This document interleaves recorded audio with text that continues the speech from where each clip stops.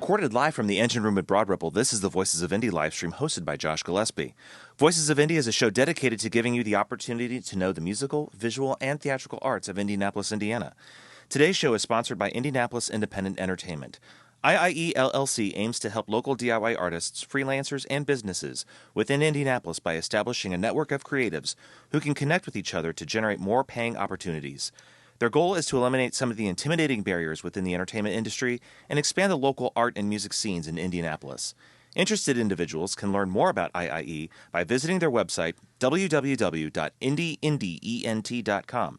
That's INDYINDIEENT.com, and fill out a free application to discuss how you and IIE can redefine making it together.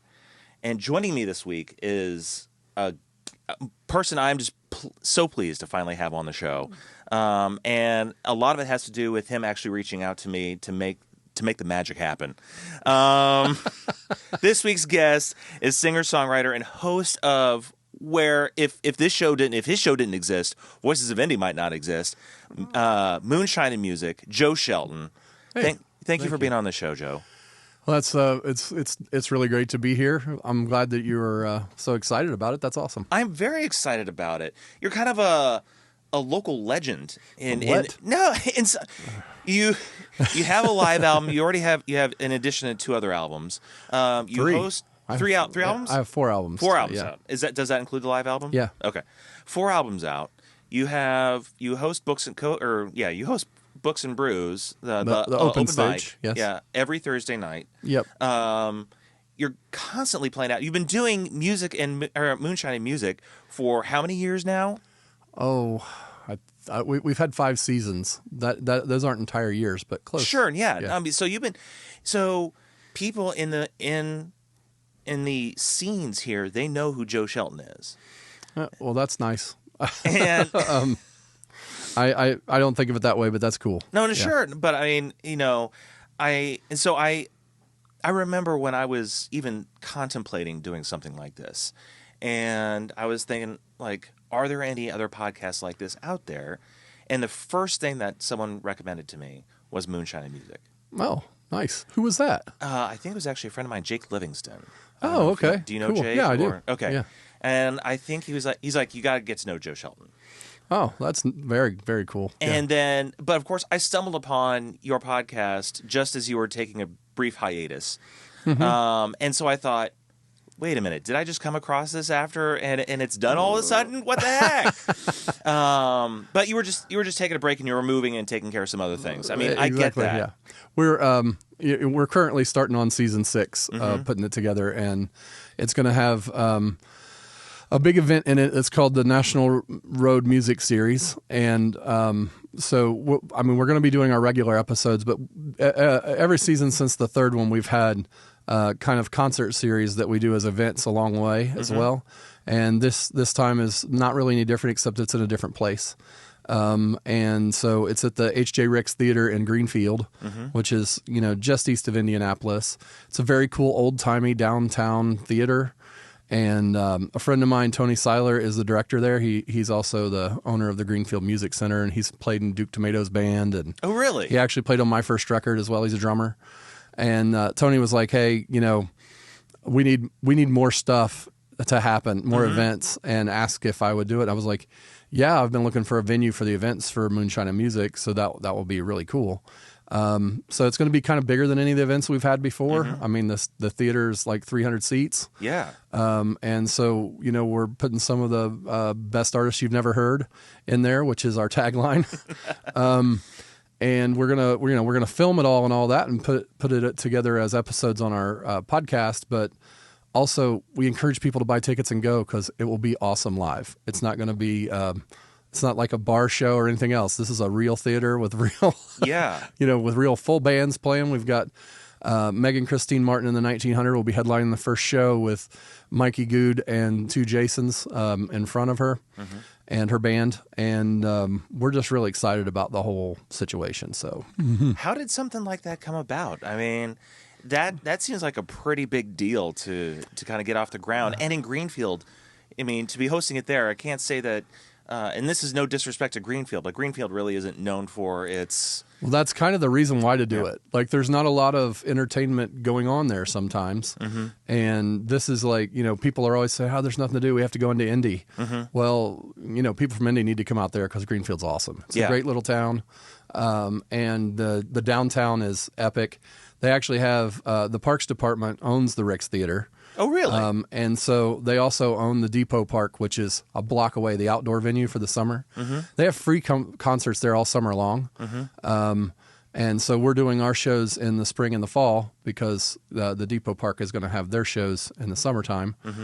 They also host at the Ricks Theater like plays and all kinds of other events. Yeah. So like this Friday, a friend of both of ours, Anna Owens, is having her album release party in the Ricks Theater. Yes, and I plan on going. Are you going to be there? Oh yeah, I'm going to be there. Excellent. Yeah. Excellent. And I'm really excited for Anna. I can't wait to hear what she does with this record. But I the theater is the star. Like honestly, when you get in there, you're just going to be like, wow. Yeah. It's pretty awesome. And so, I think it's really cool to be doing an event like that. I mean, how it comes about doing the events is that we started doing Moonshine and Music. I mean, I think it was 2018 maybe when we did the first season, and we were doing it in a friend of mine's garage. And when we got to the third season, we actually started filming most of the episodes at Books and Brews.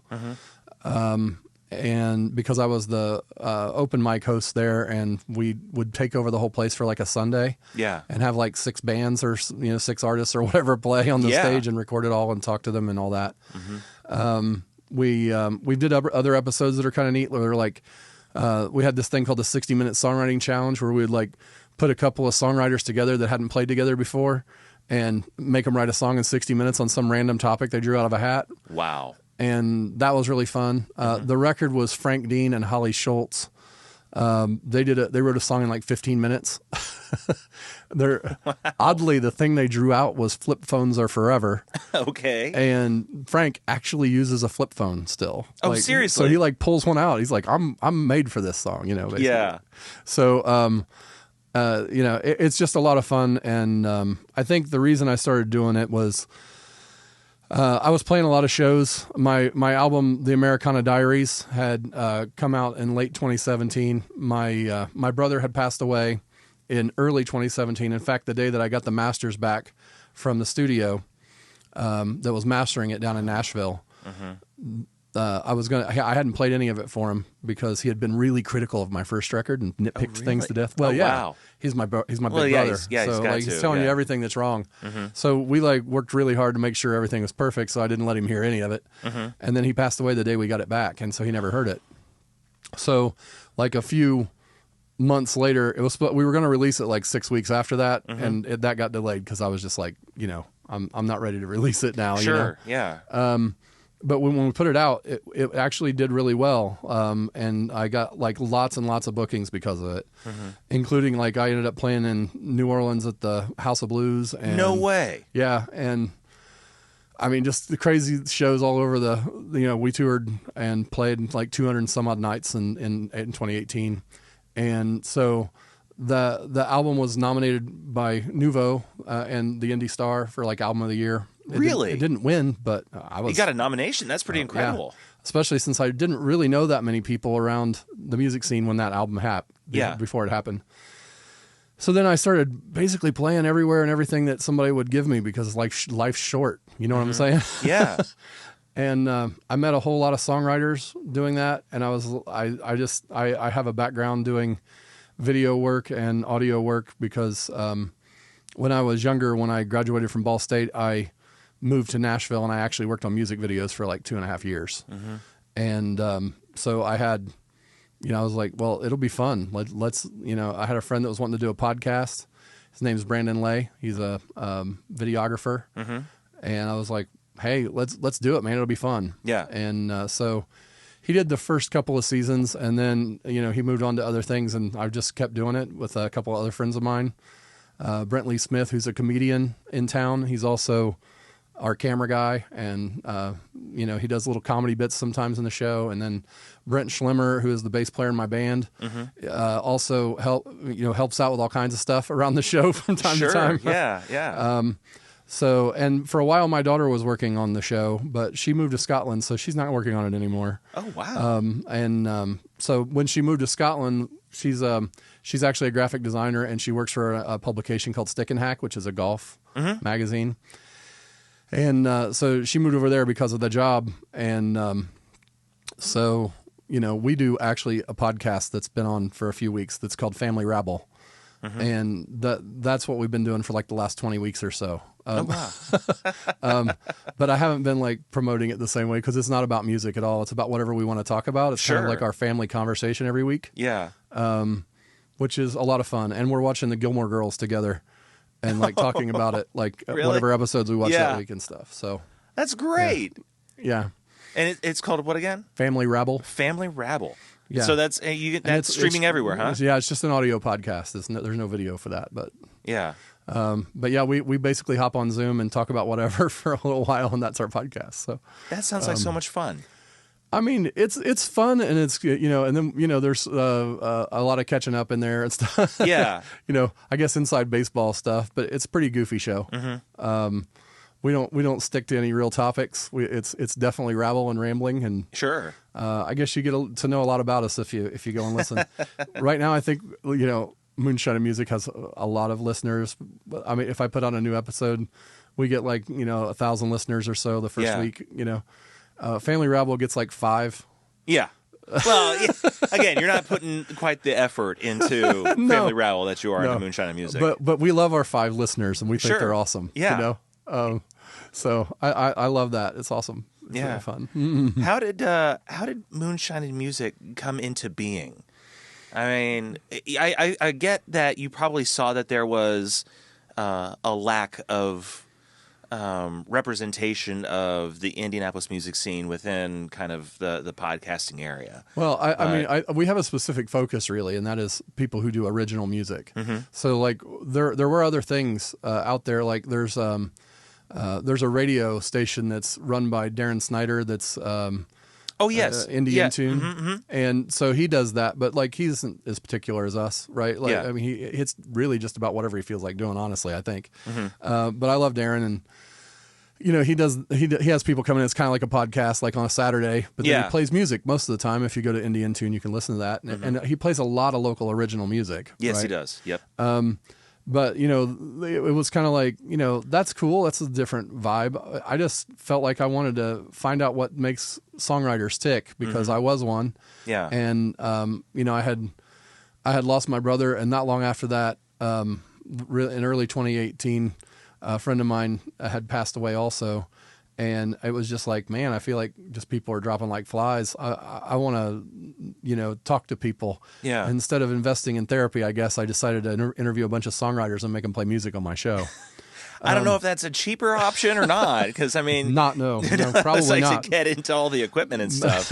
Probably not. But it was very cool. I learned a lot from a lot of the songwriters. Actually, it kind of makes me a better songwriter.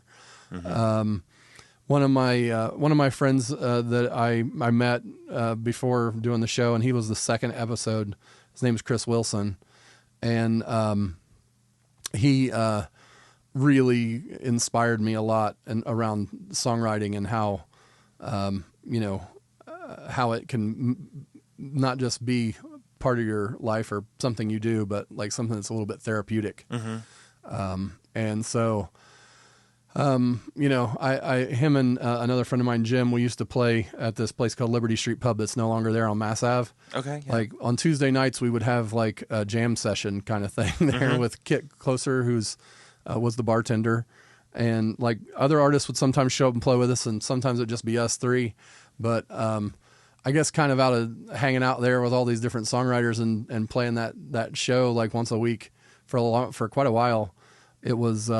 Kind of inspiring to me to go, hey, people would love to see what we're talking about and see these things. Yeah, exactly. And I guess it was kind of like, an outsider and kind of an older guy because, most of the people were way younger than me. And do I understand that. Yeah. Yes.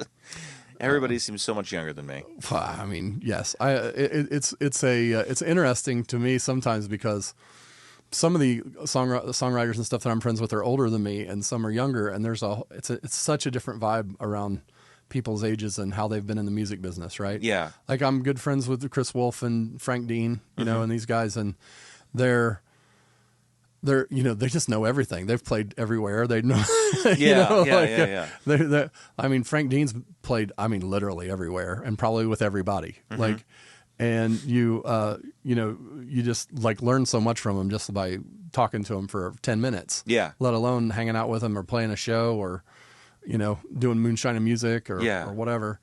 And, it's human connection that I crave, I think, more than anything else. And the show does that, Yeah.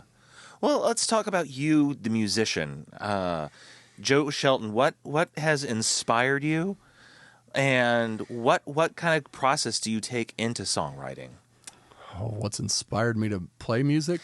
To play music, to write music. What inspires Joe Shelton, the musician? Joe Shelton, the musician, has loved live music since I was very small. When I was a kid, I think the first show I ever went to was with my parents. It was like a Marty Robbins show at a county fair. Mm-hmm. And I was really little, and I didn't like it because I didn't really like Marty Robbins. Fair enough. It's not blasphemy, but I was 6 or 7. Yeah. And, he wasn't my thing at the time. Now I think, wow, that guy's really good. I don't know why I didn't like him when I was 6, but well, you were 6. It is what it is, right? Yeah. But the first time I ever really, when I was a kid, my brother that passed away, he was 8 years older than me. Okay. So when he was 16 and I was 8, we had these paper routes that we did in the mornings, and we would listen to all kinds of music on the radio or cassette, whatever. Yeah. And so we would do that a lot, and it just turned it up really loud because he didn't like to get up early, and I was the young one, and I didn't have a problem popping up. Sure. Right? Yeah. And he was 16 and wanted to sleep a lot, so I always had to wake him up. It was kind of my job mostly to get him awake. Yeah. But one of our routes was a driving route, and the other 3 were like we walked in. Yeah. But the driving route, we would always do it first so that he could like crank up music and wake up. Yeah. And so we listened to all sorts of, whatever bands that were popular in the, early 80s. Yeah. And then we loved REO Speedwagon because Riding the Storm Out was one that really woke people up. That's a great song. With the horn and stuff at the start and all that. Yeah.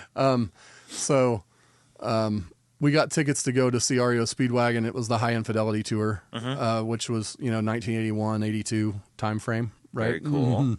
So I was like 9 or 10. Yeah. And we went to Market Square Arena, and we sat in the back corner of the basketball court. So the stage was on the other end, and we were in the back in the corner in the first row above the floor. Right. Okay, I know exactly where I remember Market Square. So there's like a wall there, and we were like up against that kind of wall.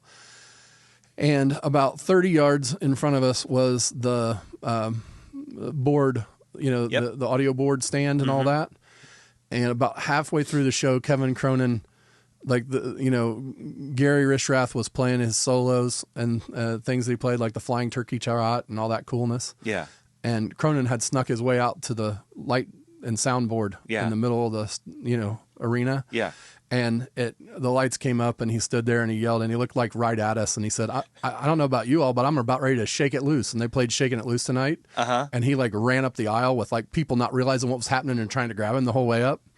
And I was like, I want to play music. Yeah. It was really kind of a... That was exactly it. I want to be a singer. That's what that was to me, I was like, that is the coolest. That is awesome. I love that, and so, my brother and I, we would go to whatever concerts I could talk him into taking me to. Yeah. I loved Springsteen. He was not really a big Springsteen fan, but I was. Okay. So, I got him to take me to Born in the USA tour. Nice. And then the next year we went again, and it was at the Hoosier Dome. Like the first year, it was in Market Square, and then they had it at the Dome because he was huge. That was his biggest time, right? Yeah. And so I loved Springsteen. I remember hearing Born in the USA the first time. It was on the Bob and Tom show, and we were up in the morning. They would play the first song out of the box for whatever artist. At the time. Yep, I remember that. And they played Born in the USA, and I was I was in love with the album The River. when Born in the USA the song came out in the album, and I was like, we got to get this, and I actually made him take me, like, somehow I forget what kind of bribery it was that I had to use to get him to take me and wait in line at Karma to buy the record, like the day it came out. Oh, that's so cool. And so that was fun. We used to do that occasionally. We'd stand in line for concert tickets and all of those things. So I don't know. I just always loved going to the shows, and I started actually playing music and piano when I was 13, and then I played in some bands when I was in high school and college, and then when I was in college, I was working on videos. I was the sports director of the student television station. No way. At Ball State, and so I worked in the media lab there and stuff when I was in college. And but after college, I went down to Nashville and I worked on several music videos, a whole bunch of them for High Five Productions and a really good director named Stephen Goldman. And he taught me so much, not about videos, but about how to run projects. And because that's what directing is. It's being a project manager, like a really involved creative project manager. No, exactly. Yeah. And so I learned how to do that being an editor on his videos and working as a production assistant on his videos and whatever job they'd give me, sometimes set decorator. There was a video for Pam Tillis. It's called When You Walk in the Room. And we had to make it look like American Bandstand. Oh, really? Yeah. And like the video, you can find it on YouTube. So like I was the assistant set decorator. So like the real set decorators telling us what it's going to look like. We have to go find all these artifacts like from American Bandstand. This is in the mid 90s. So it hadn't been on for a while. Yeah. It's been, even at that point, it hadn't been on for a while, but we were like going through these antique stores, finding old TVs and like all this weird stuff. Whatever you could do to make it look like American Bandstand. Well, and then we were making it look like a living room at the time of American Bandstand for another set, right? So like there's these girls watching it on TV. Yeah. That's part of the video. Well, the cool thing is at the start of it, like they have to have Dick Clark introduce the acts. So, well, he couldn't come to Nashville for the shoot. He was friends with Pam Tillis. Okay. And so we had to give him his lines. So he called the production office and I answered the phone and they were like, "Hold for Dick Clark." And I was like, "What?" You know what I'm saying? Yeah. Wait. What? Yeah.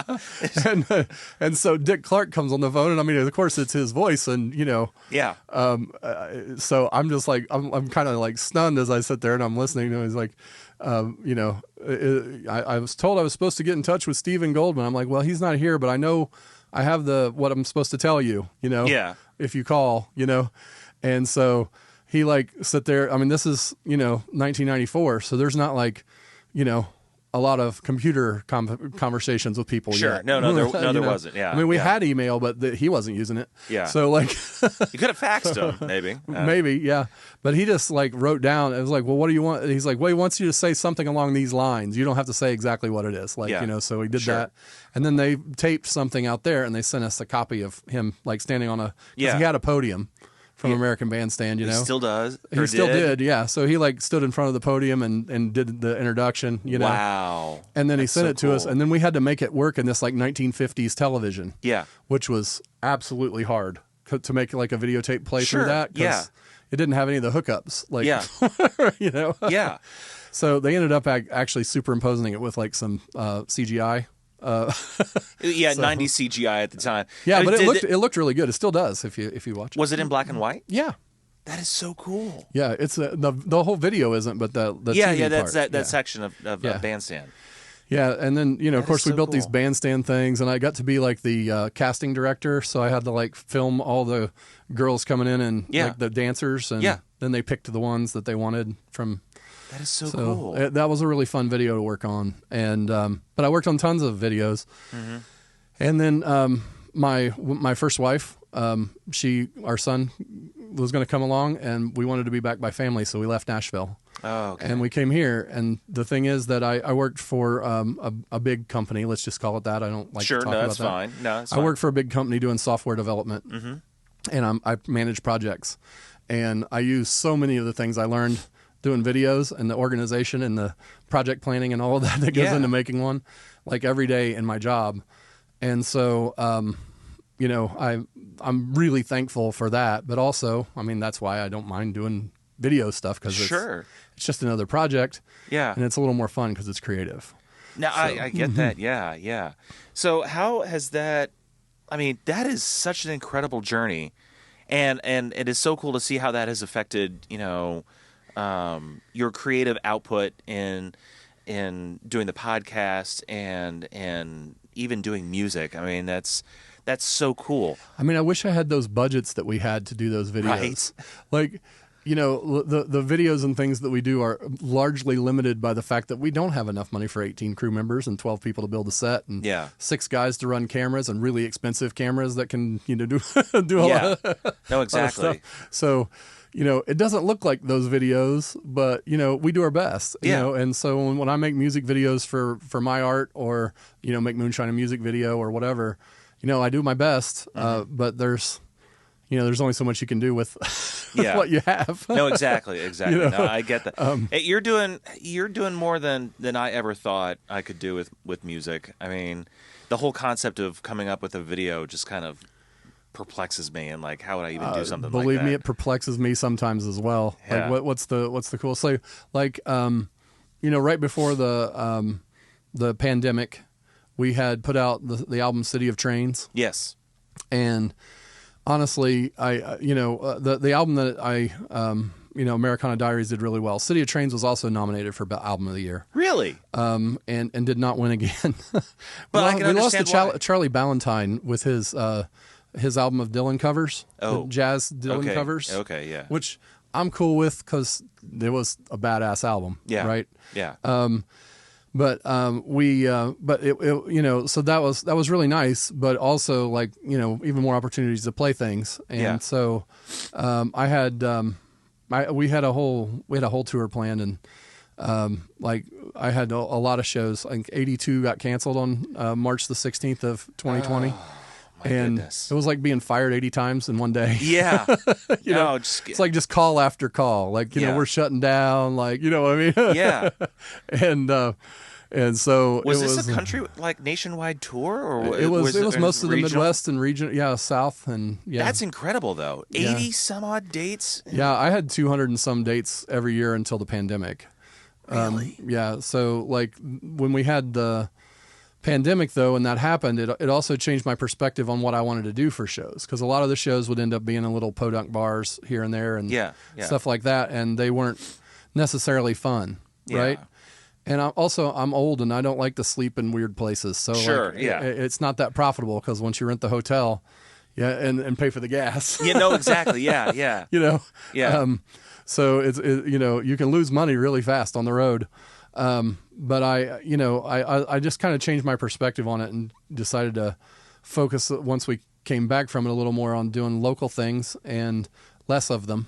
Yeah. But make them count. So, doing the things I want to do. Mm-hmm. So, like, you know, I host the open stage at Books and Brews still. It's every Thursday. And then so I play at the start of that. And then, I play First Fridays there every First Friday at Books and Brews also. So it's like acoustic First Friday, I call it. Mm-hmm. And it's a lot of fun. Sometimes I have different local artists come and just play with me. Sure. I don't announce who they are, so you can show up and get a surprise. That's cool. Whenever it's happening. But, you know, the next one's like May 5th, but it's every First Friday. Mm-hmm. And then, you know, I play some festivals, and we're going to play one of the National Road Music Series shows with my whole band in the fall. So that will be a lot of fun. Yeah. I'll announce those dates from the web presence when that happens. Yes, you can find Joe at Mr. Joe Shelton. Yeah, MrJoeShelton.com. Yeah. It's Mr. Joe Shelton because some squatter in, like, Southeast Asia squatted on the name Joe Shelton, and I don't know why, and took JoeShelton.com, and he wants to charge like $50,000 to buy it from him. Jeez. And so there's another artist. He goes by Big Joe Shelton. He's smaller than me, but he goes by Big Joe Shelton. Okay. But he is a like a blues performer down south. Oh, all right. Neither one of us can get I like contacted him. I'm like, do you have the Joe Shelton? Because I couldn't figure out who had it. But it was like squatted on, right? Yeah. He's like, no, man. I talked to there's some body that owns it over in Singapore or something. Oh gosh. Like because I contacted him via email. Mm-hmm. So then I got a hold of the guy, and he's like, yeah, I'll sell it. Basically in the email, it's $50,000. You pay up front, and American. I was like, jeez. I'm not paying you $50,000 for a web address. It's going to be Mr. Joe Shelton. Yeah. That works. That works. It works fine. Yeah. So that's what we have, and then moonshineandmusic.com, is for the podcast, and the National Road Music Series has a little thing in there. Mm-hmm. You can find tickets there. Okay. I'm also working on a new record, so hopefully sometime in the fall we'll have the new record ready. Yeah, and I got a bit of a sneak peek of that one. Yeah, you gotta hang out with us. I did while you were working on one of the tracks. Yeah, you came over to be on the Moonshine and Music podcast, so people will have to listen to that episode when it drops, which is going to be in June sometime. And I really was liking the track that you were playing. Yeah, I think you came and we were doing Ramblings from the Edge. That sounds is the name of the song. So from the many times that I heard it, that sounds about right. But still, I didn't mind it because I was like, "Yeah, this is a really good song." Oh, thank you. Yeah. We've been having fun putting it together. The same players as the last album. All the guys are back on the record. Todd Blower plays lead guitar. Jared Wooten is my drummer, and Brett Schlemmer is playing all of the bass parts. Mm-hmm. And of course, I play some acoustic guitars on it. Probably play some piano. We'll see. Really? May have a different piano player. Okay. I have usually the last album is the first one I didn't have a piano track on. But my first two I have piano tracks on them. I play on the piano on those. But we'll see how that goes. I'm working on I got one piano song that's probably going to end up on the record. So okay. Well, let's take a quick moment to listen to a couple of songs of yours that you've performed for us tonight. Okay. And tell us the names of the songs, and we can discuss them more after we come back from a break. Well, I think I did. I Miss Your Love and Shadows. Okay, excellent. So we are going to listen to I Miss Your Love and Shadows from Joe Shelton, and you can check out both of those albums both of those songs from his album City of Trains, which came out in 2019. Definitely check that out. It's good stuff. We'll be right back with more from Joe Shelton. So this song is one that I wrote after, in 2017, my older brother passed away. This song is dedicated to him, and of course, because it was written about him. But since then, a lot has happened. It's been, about 6 years, and several other family members and friends we've lost along the way. And I guess it just kind of morphed into being about all of them. This is called I Miss Your Love.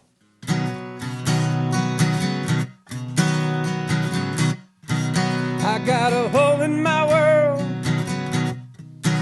that I'm trying to fill, and I don't know how or if I ever will. I can see the future is tangled up in the past, and the words we've spoken I hope won't be the last. I miss your smile and that dimple on your face. It's been a while, and I know I can't replace the words, the heart, the jokes, the laughs, the fights and nights we couldn't get away. I miss your love. I got a phone in my pocket that you will never call. I got a bunch of things I want to tell you it all. I need you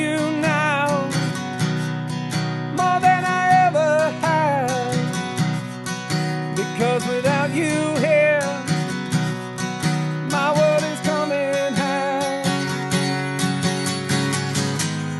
I miss your smile and that dimple on your face.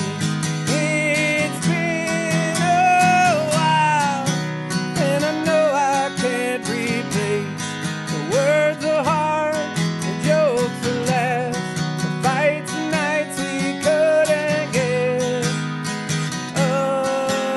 away.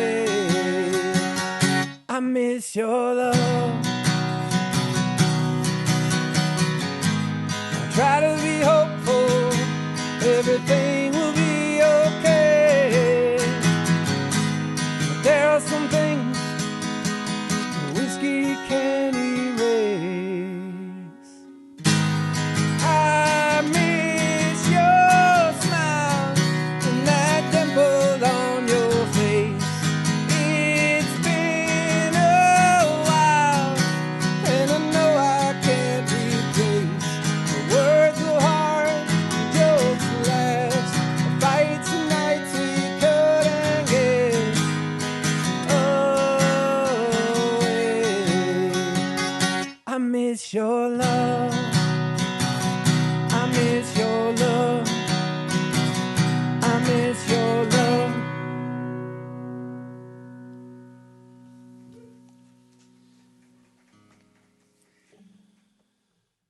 Yeah, the song I want to do tonight is it's called Shadows, and Shadows is for everyone out there that, like me, who have faced down the demons of depression from time to time.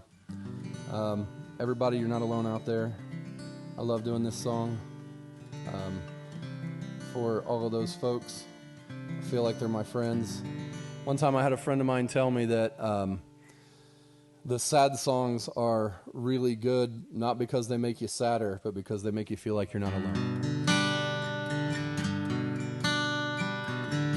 Can you see the shadows creeping in your mind, hiding all the good things that you feel inside? Is it more scary? Just close your eyes. Does it feel better when you see the city lights? Do you know what I'm going through? Does it feel the same way to you? Are you so empty that you wanna break down and cry? That's how it feels when the shadows fill my mind. Hearts get broken and loved ones die. Friends just disappear, leave you high and dry. People disappoint you, tough to wanna try, but it hurts the worst when it's you that wants to die. Do you know what I'm going through? Does it feel the same way to you? Are you so empty that you wanna break down and cry?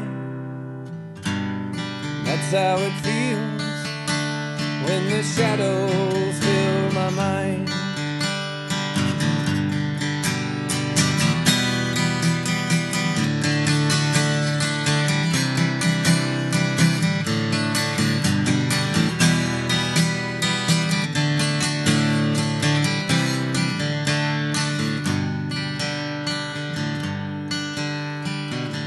Do you know what I'm going through? Does it feel the same way to you? Are you so empty that you wanna break down and cry?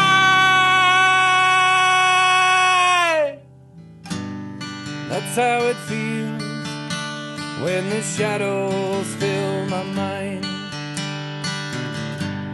That's how it feels when the shadows fill my mind. And welcome back. We just heard a couple of great tracks from Joe Shelton, my guest this week. Joe, again, thank you for being on the show. Oh, you're welcome. Incredibly pleased to have you on. So let's talk about these songs a bit. You kind of gave a bit of an introduction to them. Flavor? Yeah, a bit of flavor, so to speak. Flavored them up. Before you played them. But I don't know. I just realized I kind of played two sort of depressing songs, but you know, it is what it is. No, it is what it is. No, but they were great songs, and I love the story that you did give behind them, and the personal aspect of those songs.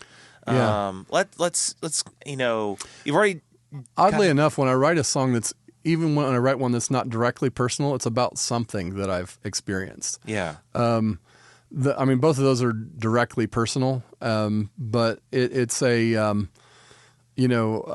have a hard time kind of writing in the abstract about things. Sure, yeah. I like those kind of songs sometimes, that people write that are kind of abstract, but I'm much more attracted to music from folks who are, kind of telling stories or whatever. But I do believe that every, I want to say the cliche from my song. I have a song called "The Story in the Song," which kind of is like my mantra.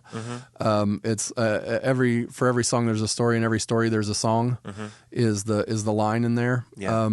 But it's kind of also my mantra about music in general. I look for the stories that are inside everything, even like something goofy like Macarena has a story to it. I hadn't really thought about that, but I guess you're right. It may not be like a particularly deep one, sure. Yeah. but there's something there. Yeah. So I always look for whatever that is. I'm always like, I guess, kind of digging out that. It's probably why I like movies and TV series and things, because I'm usually really into the plot being good. And it's why I would love something like the Gilmore Girls, which may not seem like I'm the target audience for, but is absolutely, I'm totally bullseye in the middle of it. It's like, it's a story about families, and my family is the most important thing to me. So sure. And it's a show about where family is the most important thing. Right. And then you get to talk about it with your family and exactly on your podcast. Yeah. But yeah, I think that's it. And with those two songs, I Miss Your Love. It's just, I think of so many different things than from when I wrote it. When I wrote it, I was kind of deeply in about, John. And a lot of the songs on City of Trains are definitely closely related to that. As I was writing those songs in the tour for Americana Diaries, when we were doing that, like there's a song Chicken and Waffles. I remember specifically writing that song when I was in Nashville, and I was going to play that night there. And there was like time at the hotel, in the afternoon, and we had gone to Hattie B's Chicken. You ever been there? No, I haven't. And so the next time you're in Nashville, Tennessee, go to Hattie B's Chicken. Okay. I promise you won't be disappointed. But we had chicken and waffles, the best fried chicken. Like, oh my God, really great. That's awesome. And I'd actually we had lunch with a guy that had done the mixing on my record. Yeah. Okay. And so we're back at the hotel, and we're just kind of waiting around for evening in the show, and I started playing, we all had chicken and waffles, just goofing around in the hotel room. And it became like and I wrote that in the first verse, and then it was kind of time to go. And I finished the song when I got home. But the problem is that the second verse, it cuts off and it starts talking about my brother. Yeah. Because the song isn't about eating chicken and waffles. The first verse is kind of about, getting together with the band, and we're going to have something to eat. Yeah. The second verse is about how people, after there's a death, get together to have something to eat. Yeah. In the same way. It's like, it's a play off of that. Yeah. Like we go and have meals when we're having a good time, and we also go and have meals when we're not. Wow. And so that kind of struck me as I was doing it, and that's why I decided to write that song that way. And, so like I said, there was a lot of that John stuff in there. That's amazing. And then I went on to, A Miss Your Love was, pretty much all about it, missing having him around, and the way you feel. And like, it actually has some of the things I love most lyrically that I've ever done. I feel like, somebody sent it to me from somewhere else, some other universe. Yeah. Like the line, "There's a phone in my pocket that you'll never call." Yeah, that line stuck out to me. That I don't know where it came from and why I thought that, but I had like gotten a brand new iPhone and I was like, he's never going to call me on this one. Yeah. You know what I mean? Like, yeah. It was almost like, I don't know if I want to get rid of the old one. You know what I mean? No, I totally understand. Yeah. And that's just, I know that other people feel that, I mean, I hope they know they're not alone, because I sure felt like I was for a long, even though I had family and everybody else around. And then in 2020, my dad passed away of cancer, like right in the middle of the pandemic. Wow. And it was he was 83, so it wasn't like, and he'd had cancer on and off a few times, right? Sure, yeah. So it wasn't like, a big shocker or anything, but still, it's just another blow. And then my ex-wife's dad, which is my kid's granddad, also passed away like within the same, time period. Oh my goodness, and, we're surrounded by death. It was just like all of these things, and so I Miss Your Love. I mean, and my wife's father, my father-in-law, he actually had died a little bit before my brother. So like we had all of this stuff in our family that happened, and the song just kind of resonates whenever I play it, and that's kind of for all of them at this point. It's not, because I don't ever play it and not think about all those folks, you know, and that aren't with us anymore. And I hope when other people listen to it, they think about those people and that are important to them, because that's really what the song's, what its spirit is, Yeah. That we miss those that we love, and there's nothing we can do. We're here on this earth for whatever time we get, and we should enjoy that, I think. Yeah. No, that's impactful. But then there's Shadows, which is kind of about the opposite of trying to look at the bright side of it and getting stuck in that hole, like where kind of almost embracing the darkness a bit. I was never ever depressed in my whole life until that happened. Until he died, I never really felt depressed about anything. And then once I did, I totally understood everyone that had ever. I didn't understand why, or how they felt that way, you know. And once I totally did, that was exactly how it felt to me. Like there were just, it was like a dark cloud coming into your mind and making you not really be able to see the world or anything around you. And it's hard to describe how it all feels. It feels kind of like you've closed your eyes when they're wide open. You're looking at whatever. No, I get that. Yeah. The album that I'm currently working on is something that kind of, it's like where faith meets depression, and just kind of understanding that whole concept of like having your eyes open but not really. Right. Yeah. Yeah. I'm not one who likes to, as a general rule in my life, I haven't really talked about those things. Like, I like to, you can see a stark difference between like the Americana Diaries and the stuff after it. Yeah. Because, I was always writing fun songs, things about doing things that were fun and upbeat. Yeah.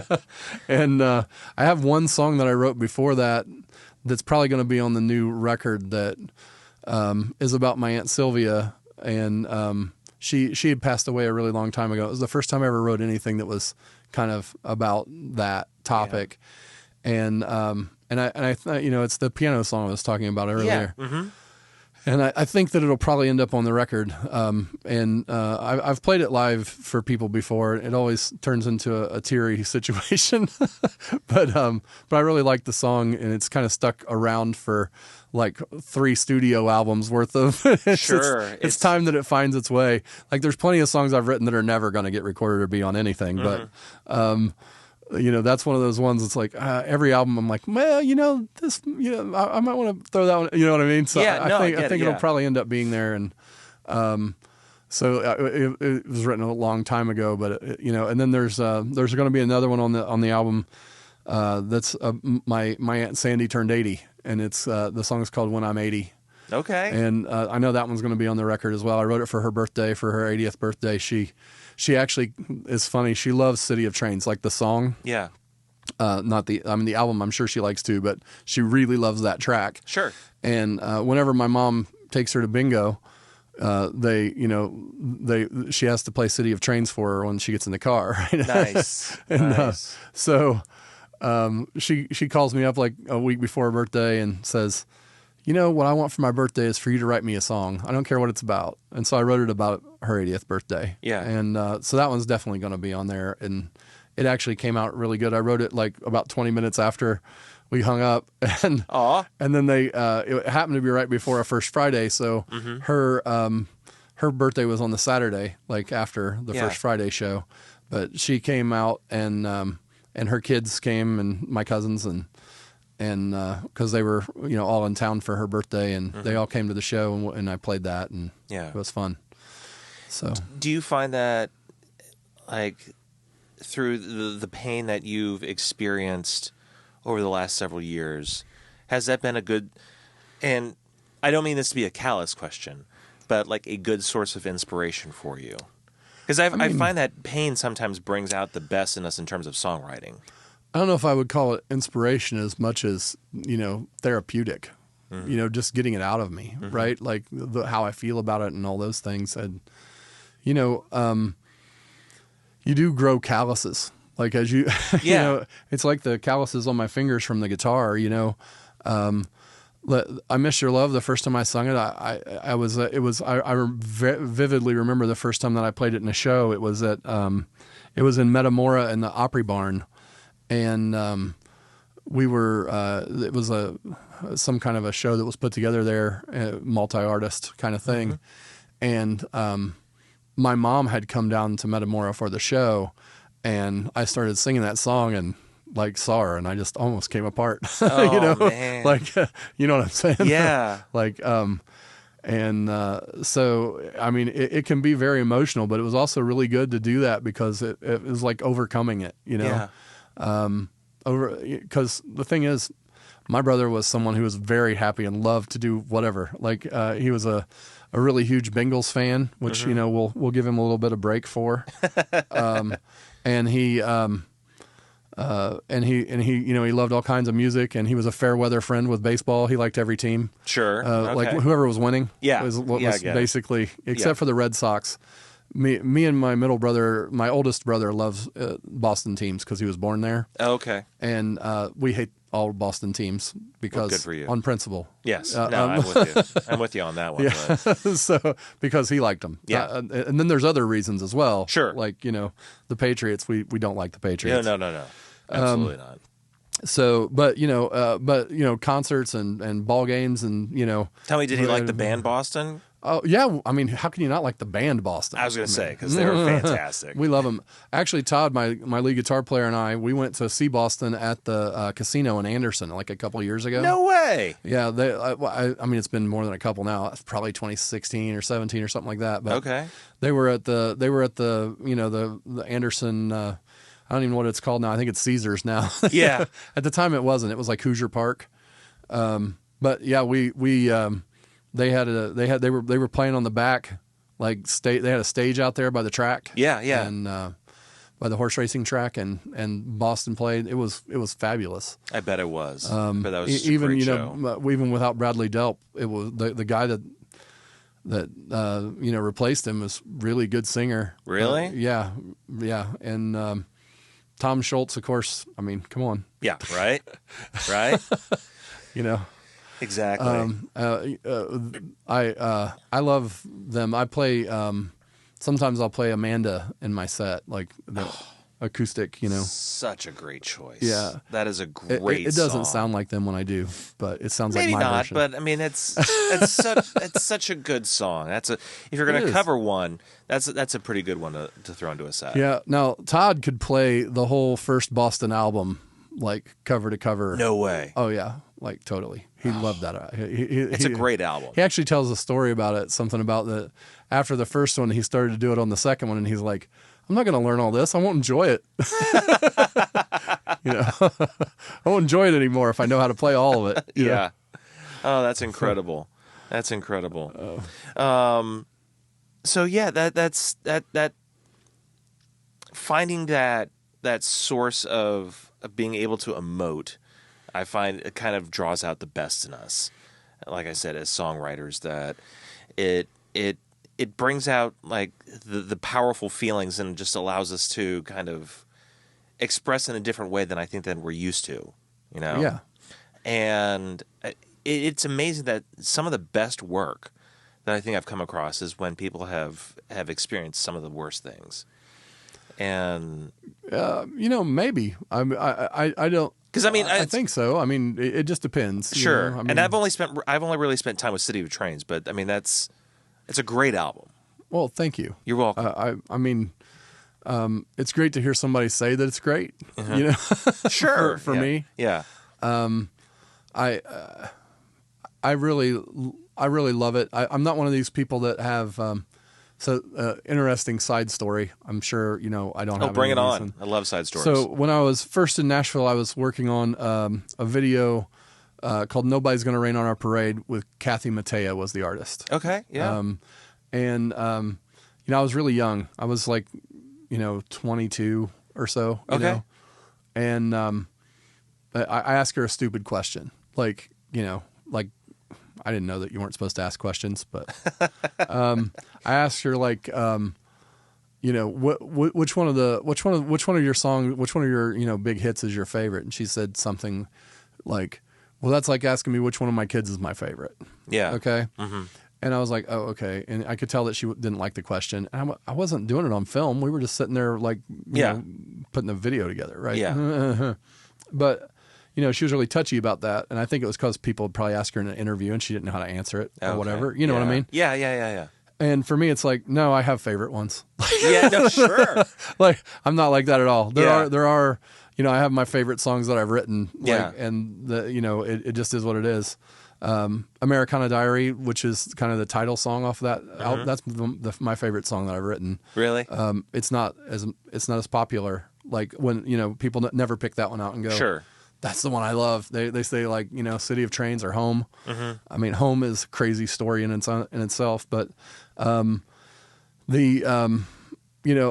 just I love that song because it's one of these things where I would write down like little pieces of stuff. I still do this, like in my phone. Like I'll have in the notes. There's like a little song fragments things. Mm-hmm. Like I'll think of something that I want to maybe use in a song sometime. I start sticking it like all in there, and then when I'm writing a song about whatever topic, I'll kind of peruse that thing for kind of an inspiration. Yep. About one of these may work. What will work with that song? I do the same something thing. that I've had. Yep. Mm-hmm.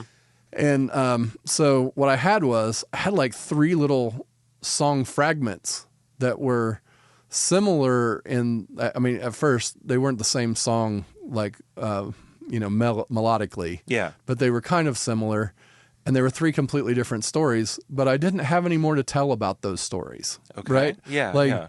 And I was like, these are like little diary entries. Like when I was looking at them, Mm-hmm. and then I was like, what if I made a song that was just like a diary, where it was like, this story and then that story, and that's how I came up with Americana Diary, because the song was like an Americana vibe. Yeah.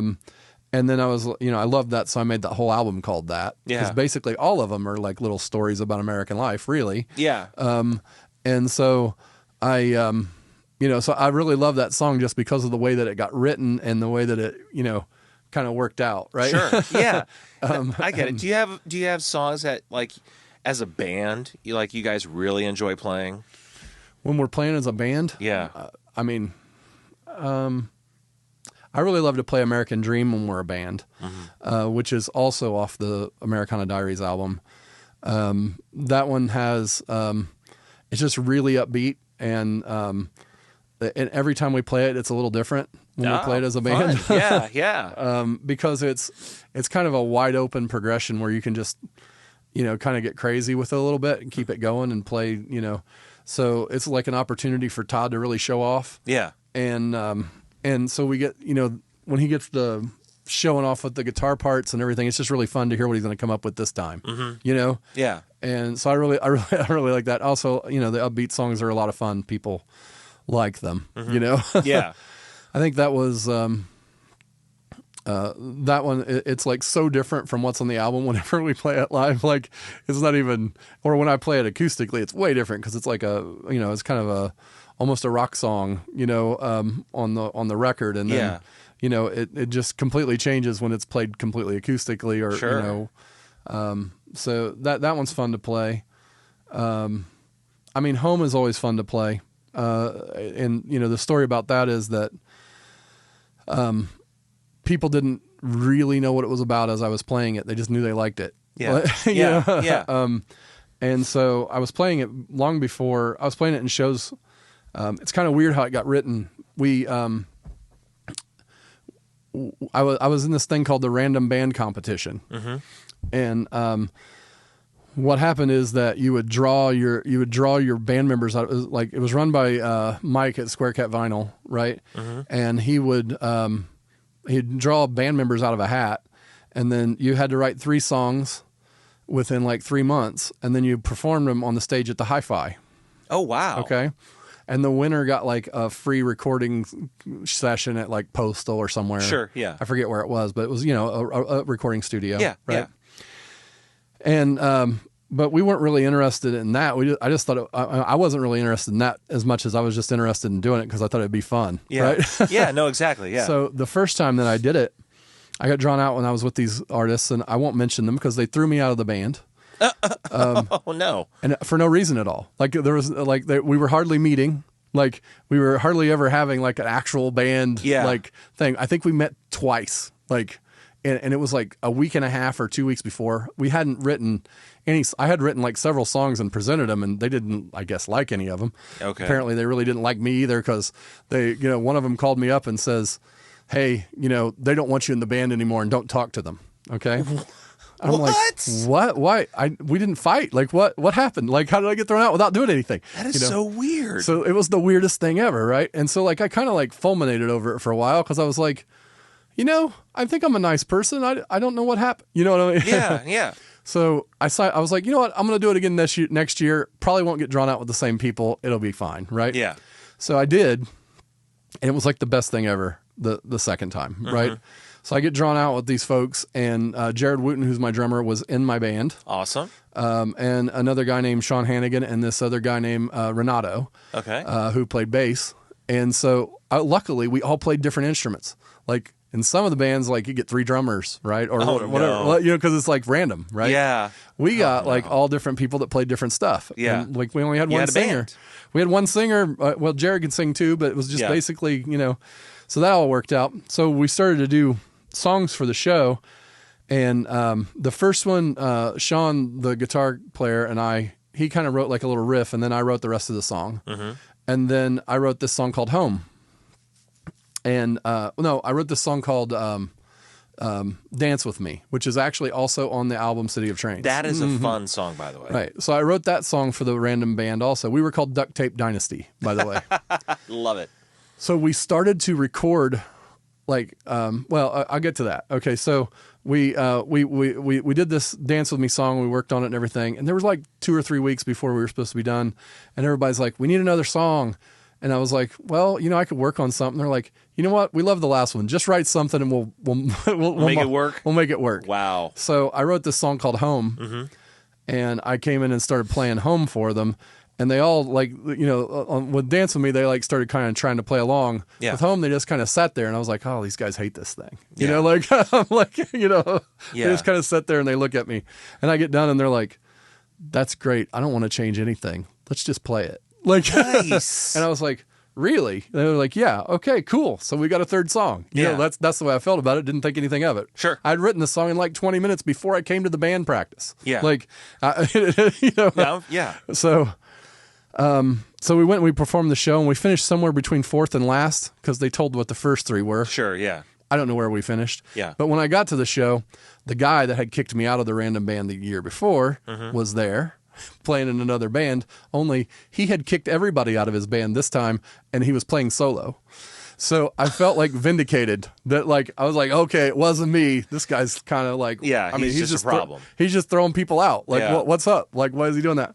That is crazy. And I met one of my really good friends at that show. His name's C. Ramshackle. Fabulous guitar player.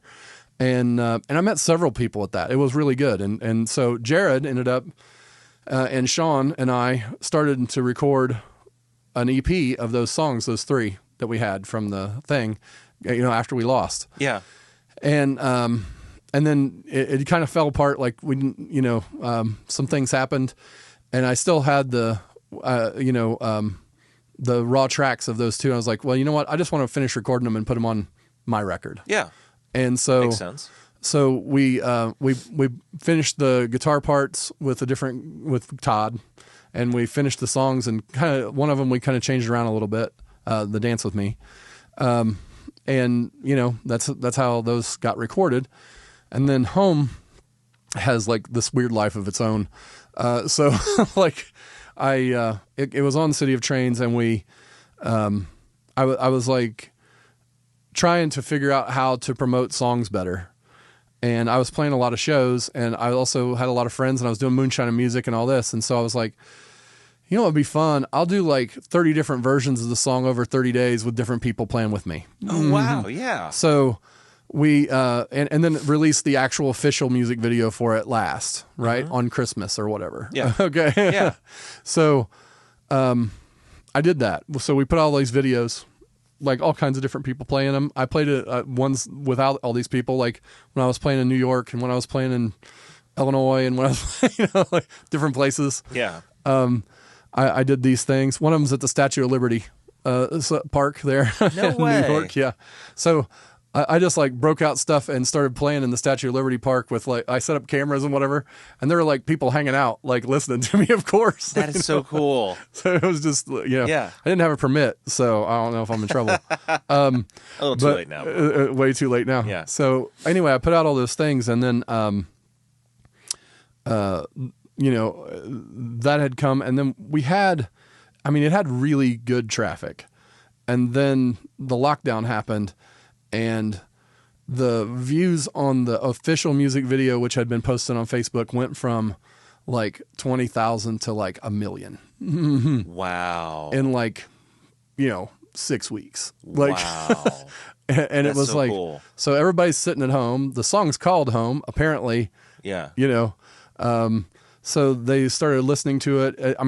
Amongst all the different videos and the streaming services and all of them and all that, it's like 6.2 million streams that it's had. That is so cool. And which is far enough. I have like City of Trains. That song has had around 1 million, like from all of the different, Yeah.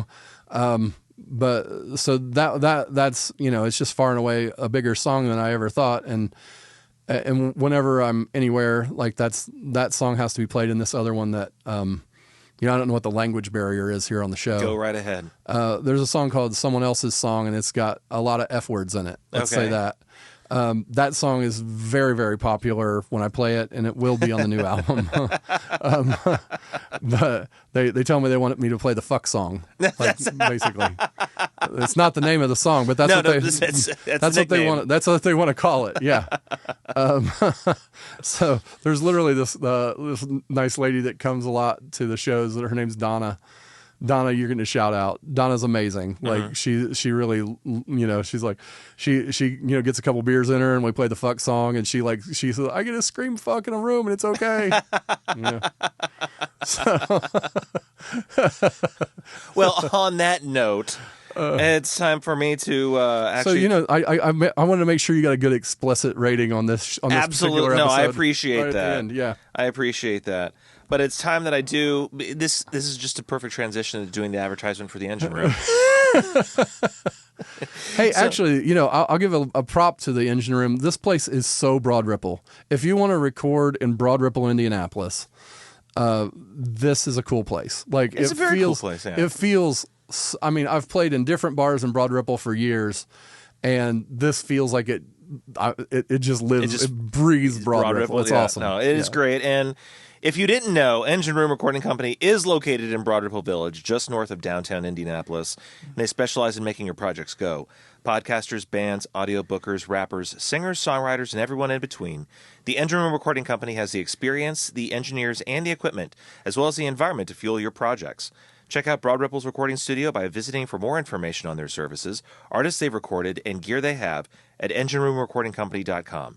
And be sure to visit their Instagram page by searching up at Engine Room Recording Company. And Joe, I close off every show by wanting to know, is there anything that we've missed?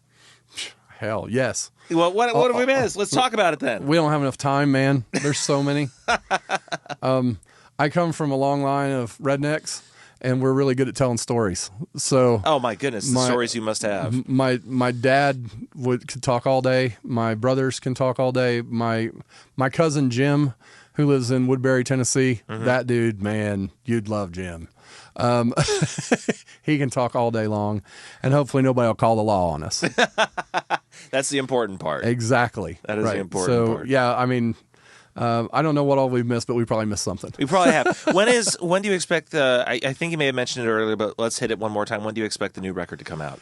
The new record, I'm hoping sometime in the fall. Okay.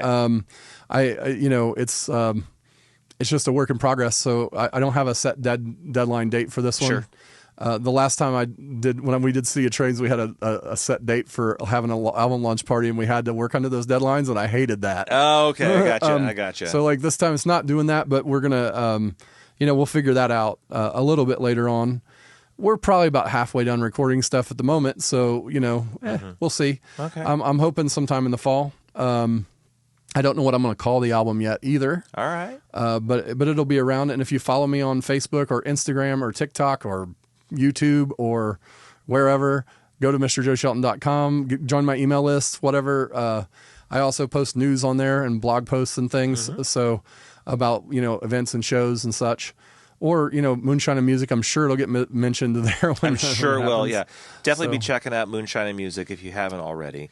And if you haven't already, like Josh is going to be on there to start off season 6, but you can also check out like many of the episodes already out there. There's like 140 some odd episodes of All Stars and Stripes. Yes, I'm going to give a quick shout out to a special episode that Joe pointed me to, was Carrie Ray and the Shaky Legs. Oh, I love Carrie Ray, and they're amazing. They are amazing. I'm so glad you. Dion and Carrie are amazing. The harmonies are out of this world.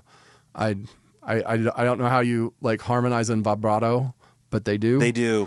It was pretty amazing. So pretty. It was so pretty. Yeah. And then also check out the open mics and open stage at Books and Brews in Castleton, or just north of Castleton, 96th Street. No, it's right? on Castleton. It's in Castleton. It's in Castleton.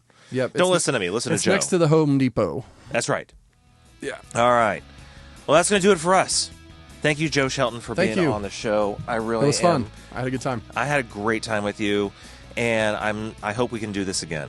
Oh, sure. Excellent. Someday we'll do that. We will do that. So that's going to do it for us. Thank you for tuning in. We'll be back again next week. We'll see you guys later. Bye.